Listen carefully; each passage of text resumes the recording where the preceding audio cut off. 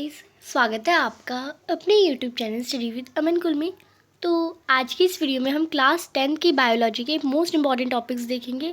मैंने class 10th की chemistry के सारे इंपॉर्टेंट टॉपिक्स डाल दिए और आपने उसके ऊपर बहुत अच्छा रिस्पॉन्स भी किया है। तो मैंने यहाँ पे बायोलॉजी एंड देन मैं फिज़िक्स के भी डाल दूँगी।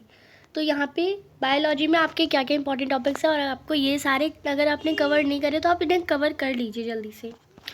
तो सबसे ज़्यादा बायोलॉजी तो डायग्राम पे ही बेसिस होता है। कोई भी क्वेश्चन आपको आए, अगर 3 नंबर 4 नंबर 5 नंबर का बायोलॉजी का क्वेश्चन आया, बायो का क्वेश्चन आया, तो आप उसमें डायग्राम ज़रूर बनाएंगे। छोटा सा बनाओ, बड़ा, और अगर डायग्राम बनाने को ही आ गया तो पूरा एक पन्ना, पूरा जो पेज होता है आपको, उसमें आपको पूरा डायग्राम बनाना होता है और जिससे इम्प्रेशन अच्छा बढ़ता है। नेक्स्ट, इसमें जो आपको थ्योरी रटनी होती है, आपको बायोलॉजी में सब कुछ रटना ही होता है, याद ही करना होता है। इसमें वैल्यू और रीजनिंग के क्वेश्चन नहीं बनते। जहाँ जहाँ बनेंगे मैं वहाँ पे आपको बता दूँगी। वैल्यू और रीजनिंग का मतलब ये तो नहीं बोलेंगे भगवान ने आपको दिल क्यों दिया या हार्ट क्यों दिया, भगवान ने आपको ब्रेन क्यों दिया, यही तो रीजनिंग वगैरह के क्वेश्चन होते ना। तो बायो में ऐसे बनेंगे बट नहीं बनते ये क्वेश्चन, तो आपको इन पर ध्यान नहीं देना है। सबसे पहले चैप्टर नंबर 6 में देखें तो autotrophic mode of nutrition, saprophytic mode of nutrition या सैप्रोट्रॉप्स या और पैरासाइटिक मोड, ये तीनों ही इंपॉर्टेंट है। इन्हें भी आपको अच्छे से करना है। फोटोसिंथेसिस प्रोसेस तो आपको पता है, पर उसकी कंडीशन एब्जॉर्प्शन होती है क्लोरोफिल में। वो आपका जो टॉपिक स्टार्ट हो रहा है उसके फर्स्ट पेज में 3 पॉइंट्स लगा के दे रखे हैं, आप उन्हें याद कर लेंगे। नेक्स्ट, फंक्शन ऑफ पार्ट्स, यानी एलिमेंट्री कैनाल के सारे फंक्शन, मतलब सारे पार्ट्स के फंक्शन आपको बताएं। स्टमक क्या क्या करता है, स्टमक में अंदर एचसेल क्या हेल्प करता है, या फिर ईसोफेगस का क्या हेल्प है, स्मॉल इंटेस्टाइन का क्या रोल है, ये सारे बहुत ज़रूरी है। विलाई का रोल, बाइल जूस का रोल, पूरा एक पेज इसी पे भरा हुआ है इन दोनों से। और डाइजेस्टिव एंजाइम्स और स्मॉल इंटेस्टाइन्स के बारे में सबसे ज़्यादा इम्पॉर्टेंट है। पूरा मेन पार्ट ही माना जाता है ये हमारे एलिमेंट्री कैनाल का, क्योंकि मेन अब्जॉर्प्शन, मेन जो पटल है। देन वो जो पूरा चार्ट आपको दे रखा है, ग्लूकोज का breakdown, presence of oxygen, absence of oxygen और लैक ऑफ ऑक्सीजन वाला, वो पूरा डायग्राम आपको रट लेना है, पूरा याद कर लेना है। Then role of alveoli respiration वाले पार्ट से, और फिर यहाँ पे आपका आर्टरीज और वेन्स में डिफरेंस आ सकता है, दोनों के बारे में पता होना चाहिए। ब्लड और लिम्फ में डिफरेंस आ सकता है। जाइलम और फ्लोम में डिफरेंस आ सकता है, दोनों के बारे में पता होना चाहिए। डबल सर्कुलेशन इंपॉर्टेंट है, वो ही आपको याद रखना है। देन ऑक्सीनेटेड और डीऑक्सीजनेटेड ब्लड को सेपरेट क्यों करा जाता है, ये एक क्वेश्चन बनता है, ये आपको याद करना है या फिर लर्न करना है। नेफ्रॉन के फंक्शंस, प्लांट एक्सक्रीशन क्यों, प्लांट एक्सक्रीशन क्या क्या एक्सक्रीटरी प्रोडक्ट्स हैं और क्या वो हमारे लिए कैसे यूज़फुल है, उनमें से ऑक्सीजन है, ऑक्सीजन हमारे लिए कैसे यूज़फुल है, वो सब आपको पता होना चाहिए। स्टेम से क्या एक्सक्रीट होता है, रूट में क्या एक्सक्रीट होता है, लीव से क्या एक्सक्रीट होता है, सब आपको पता होना चाहिए। देन चैप्टर नंबर अगर हम 7 की बात करें तो न्यूरॉन का डायग्राम और उसके फंक्शन सारे इंपॉर्टेंट है। इलेक्ट्रिक इम्पल्सेस, रिफ्लेक्स आर्क और स्पाइनल कॉर्ड के सारे parts, sensory neuron, motor neuron, दोनों के बीच में difference. Sensory neuron electric impulses के थ्रू जो मैसेज होते हैं ले जाती है, मोटर न्यूरॉन मैसेज लेके वापस आती है। ये आपको बेसिक डिफरेंस पता होना चाहिए। ह्यूमन ब्रेन के सारे parts, cerebellum, mid brain, hind brain, सबके बारे में आपको पार्ट्स के फंक्शन, वॉमिटिंग कौन कंट्रोल करता है, वॉकिंग कौन कंट्रोल करता है, हर एक चीज़ आपको। देन वॉलेंट्री और इनवॉलेंट्री फंक्शन किसके द्वारा कंट्रोल होते हैं और इनमें डिफरेंस क्या है। नेक्स्ट, ट्रॉपिज्म, जितने भी ट्रॉपिज्म है, हाइड्रोट्रॉपिज्म, कीमोट्रॉपिज्म और फोटोट्रॉपिज्म, हर एक ट्रॉपिज्म के एक एक एग्जाम्पल आपको पता होने चाहिए और कहाँ यूज़ होता है। नेक्स्ट, हार्मोन मतलब हार्मोन्स के फंक्शन, प्लांट हार्मोन भी, और प्लांट हार्मोन 5 है, ऑक्सिन, एब्सिसिक एसिड, ऐसे। एंड ह्यूमन में पिट्यूटरी ग्लैंड, सारे जो था थायराइड ग्लैंड, सारे ग्लैंड्स में, यानी जहाँ जहाँ सिचुएटेड है, जहाँ जहाँ उनकी लोकेशन और कौन कौन सा हार्मोन वो सिक्रीट करते हैं।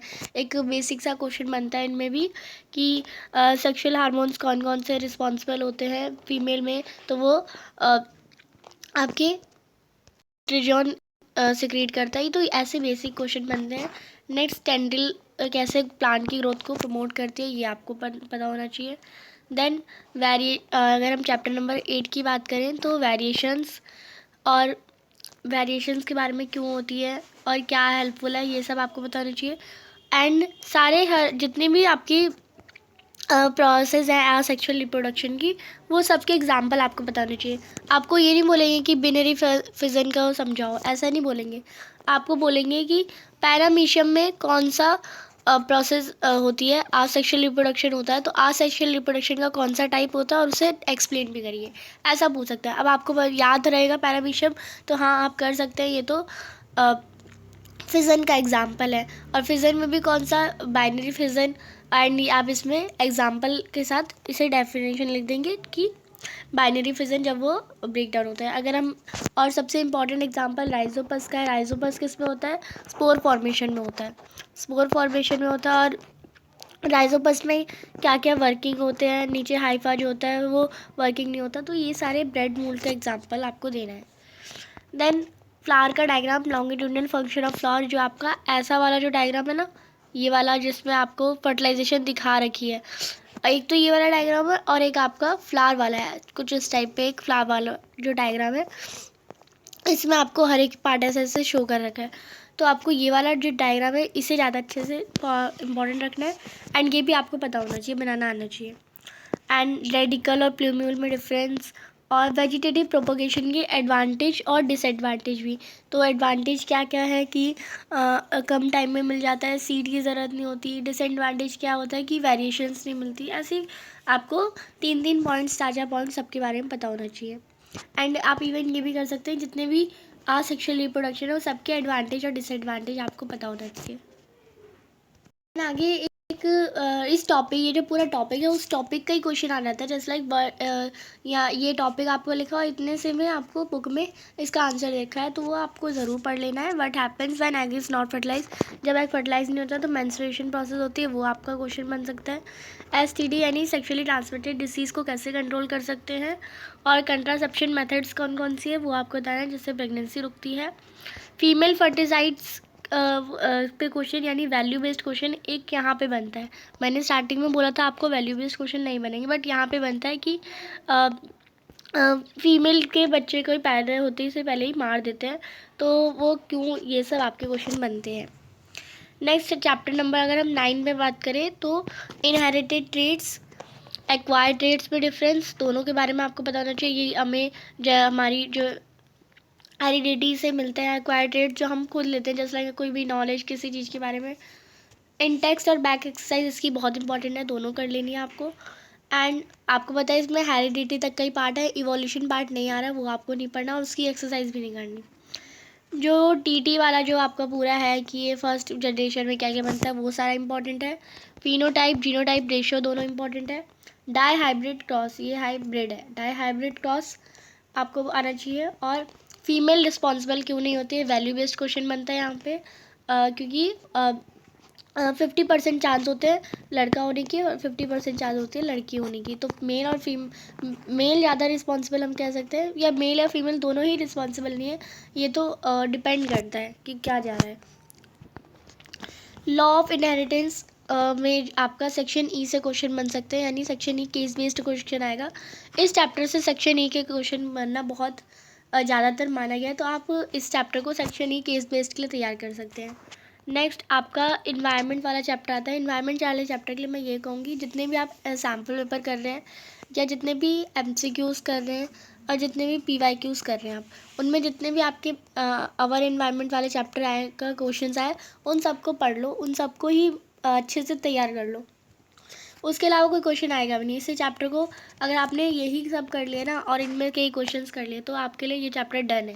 बाकी अगर आपको अपना मतलब कंप्लीट ही करना है तो आप ये कर सकते हैं, बायोटिक और अबायोटिक के डिफरेंस पढ़ सकते हैं। फूड चेन और फूड वेब में डिफरेंस पता करना मतलब पता होना चाहिए। 10% लॉ आना चाहिए। एनर्जी फ्लो डायग्राम, जो प्रोड्यूसर देन सेकेंडरी कंज्यूमर ऐसा वाला जो डायग्राम है वो आपको आना चाहिए। सैम्पल पेपर के क्वेश्चंस कर लेने, जस्ट लाइक मैंने यहाँ लिखा भी है। रोल ऑफ डिकम्पोजर और प्रोड्यूसर, यानी डिकम्पोजर का क्या रोल है और प्रोड्यूसर का क्या रोल है, ये इस पर इंपॉर्टेंट क्वेश्चन बनता है। ओजोन डिप्लेशन, अब तो वो धीरे धीरे कम हो रही है, क्यों हो रही थी, क्योंकि CFC कंट्रोल अब कर रहे हैं हम, CFC का कंट्रोल कर रहे हैं अब तो ठीक है, बट इससे ओजोन डिप्लेशन कैसे होते हैं वो आपको आना चाहिए। अवेयरनेस हम क्या क्या फैला सकते हैं, बायोडिग्रेडेबल और नॉन बायोडिग्रेडेबल में डिफरेंस, और बायोडिग्रेडेबल की भी डिसएडवांटेज। और तो आप कहेंगे बायोडिग्रेडेबल की डिसएडवांटेज क्या होगी, तो आ सकती है जस्ट लाइक कोई भी सब्सटेंस, अगर हमें कुछ खाने का फल जस्ट लाइक आम ही है, वो सड़क पे गिर गया या रोड पे गिर गया, तो आप कहेंगे धीरे धीरे सड़ के वो क्या कहते हैं मिट्टी में बन जाएगा, मिट्टी में चला जाएगा, और ये तो बायोडिग्रेडेबल हुआ। बट जब वो सड़ेगा ना, तो उसकी जो एयर में ना वो थोड़ी डस्ट पार्टिकल या फिर पॉल्यूशन फैलाएगा, जिससे एयर पॉल्यूशन हो सकता है। और अगर हम ऐसे ही वाटर में फेंकेंगे ना, तो वाटर भी पॉल्यूट हो सकता है। तो ये भी हमारी एक तरह से डिसएडवांटेज है। तो आई होप ये आपको हेल्पफुल लगा होगा। नेक्स्ट हम वीडियो केमिस्ट्री में देखेंगे। चैनल को प्लीज़ सब्सक्राइब कर लें और दोस्तों के साथ शेयर करें। वीडियो अच्छा लगे तो इसे लाइक करिएगा, दोस्तों के साथ शेयर ज़रूर करिएगा। Thanks for watching you, bye bye guys.